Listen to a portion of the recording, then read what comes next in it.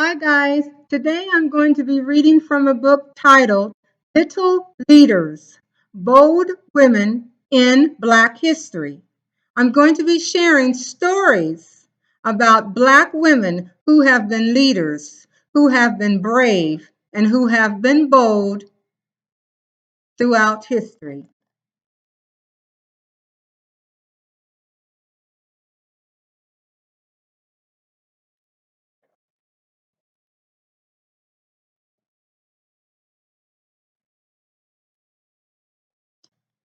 Phyllis Wheatley, poet. Phyllis's literary skills were apparent early on.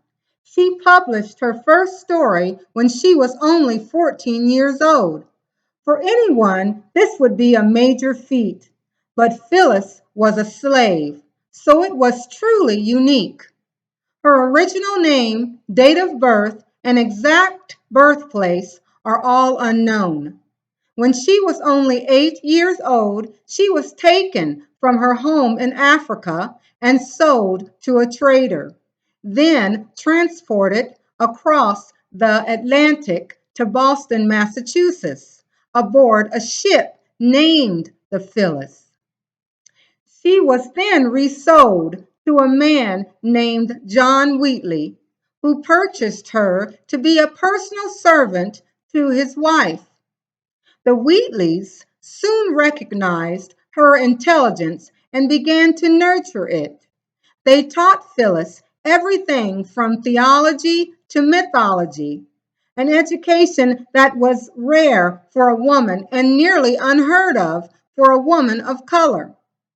With the family's backing, she traveled to England to publish her first book, poems on various subjects, religious and moral.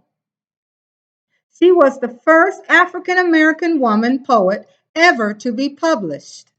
She corresponded with George Washington and the famous French writer and philosopher Voltaire, who called her a master of English verse. Her work was so powerful that abolitionists used it as an example of the intelligence and promise of Black people. In 1767, she was emancipated. Unfortunately, she struggled financially and lived in poverty for the rest of her life. She received a great deal of praise during her lifetime, but validation from white society was integral to her success, and it never came.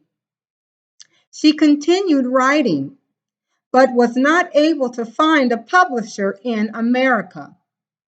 Her natural talent and body of work live on as fundamental contributions to American literature. Phyllis Wheatley, poet.